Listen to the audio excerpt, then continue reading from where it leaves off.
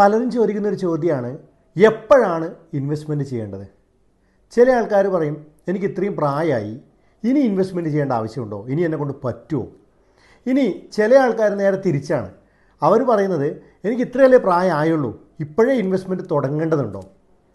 ശരിക്കും പറഞ്ഞാൽ ഇൻവെസ്റ്റ്മെൻറ്റ് തുടങ്ങുന്നതിനോ അല്ലെങ്കിൽ എപ്പോഴാണ് ഇൻവെസ്റ്റ്മെൻറ്റ് തുടങ്ങേണ്ടതെന്ന് ചോദിക്കുന്നതിലോ വലിയ പ്രസക്തിയില്ല. കാരണം നമ്മുടെ കയ്യിൽ എപ്പോഴാണോ സ്വന്തമായിട്ട് ₹1 വരുമാനം ഉണ്ടാവുന്നത് അപ്പം തന്നെ നമ്മൾ ഇൻവെസ്റ്റ്മെൻറ്റ് സ്റ്റാർട്ട് ചെയ്യുക. കാരണം എന്താ വെച്ചാൽ, ഇപ്പോൾ ഞാൻ ചെറിയൊരു കണക്ക് പറയാം.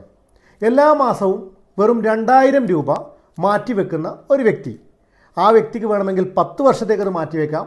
നമ്മൾ നേരത്തെ പറഞ്ഞതുപോലെ ഒരു 50 വയസ്സുള്ള വ്യക്തിയാണെങ്കിൽ അയാൾക്കൊരു 10 വർഷം മാത്രമേ മാറ്റിവെക്കാൻ പറ്റിക്കൊള്ളണം എന്നുള്ളൂ. ഇനി അതല്ല, അതൊരു 40 വയസ്സുള്ളൊരു വ്യക്തിയാണെന്നിരിക്കട്ടെ, അങ്ങനെയാണെങ്കിൽ ഇതേ കാര്യം അയാൾക്ക് വേണമെങ്കിൽ ഒരു 20 വർഷത്തേക്ക് മാറ്റിവെക്കാം. ഇനി അതൊരു 30 വർഷത്തേക്കുള്ളൊരു വ്യക്തി, 30 വയസ്സുള്ളൊരു വ്യക്തിയാണെങ്കിൽ അയാൾക്ക് വേണമെങ്കിൽ ഒരു 30 വർഷത്തേക്കും ഇതേപോലെ ₹2000 എല്ലാ മാസവും മാറ്റിവെക്കാം.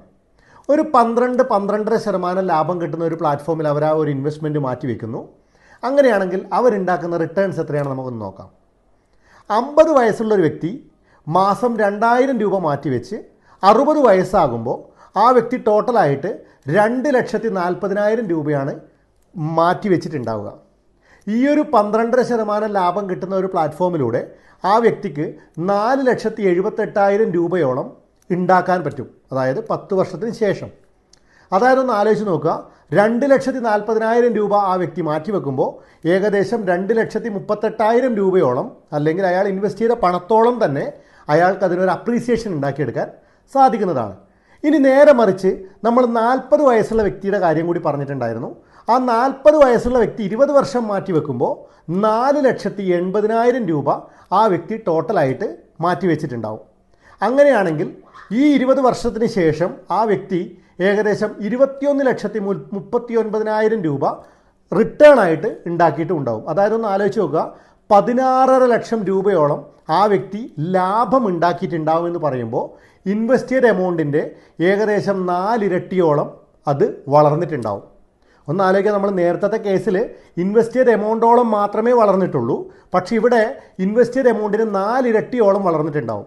ഇനി 30 വയസ്സുള്ള വ്യക്തിയുടെ കാര്യം നോക്കുകയാണെങ്കിൽ ആ വ്യക്തി ₹7,20,000 മാറ്റിവെച്ചിട്ടുണ്ടാവും. ആ വ്യക്തിക്ക് ₹78,96,000 അയാളുടെ ടോട്ടൽ സേവിങ്സ് ഉണ്ടായി മാറിയിട്ടുണ്ടാവും. അതായത് ₹72 ലക്ഷം ആ വ്യക്തിക്ക് അധികമായിട്ട് കിട്ടിയിട്ടുണ്ടാവും എന്നർത്ഥം. അതായത് ഒന്നുകൂടി പറഞ്ഞാൽ, ആ വ്യക്തി ഇൻവെസ്റ്റ് ചെയ്ത എമൗണ്ടിൻ്റെ 10 ഇരട്ടി വളർച്ച അയാൾക്ക് ലാഭം മാത്രം കിട്ടാൻ ഈ ഒരു സമയം കൊണ്ട് മാത്രം, അല്ലെങ്കിൽ സമയത്തിൻ്റെ ആ ഒരു ലോങ് ടേമിലുള്ള ഇൻവെസ്റ്റ്മെൻറ്റ് കൊണ്ട് പറ്റിയിട്ടുണ്ടാവും. സോ ഒന്ന് മനസ്സിലാക്കുക, ഇൻവെസ്റ്റ്മെൻ്റ് എന്ന് പറയണത് ഒരിക്കലും നാളത്തേക്ക് ചെയ്യേണ്ട കാര്യമല്ല, നമ്മൾ ഇന്നേ ചെയ്തു തുടങ്ങേണ്ട ഒരു കാര്യമാണ് ഇൻവെസ്റ്റ്മെൻറ്റ് എന്ന് പറയണത്.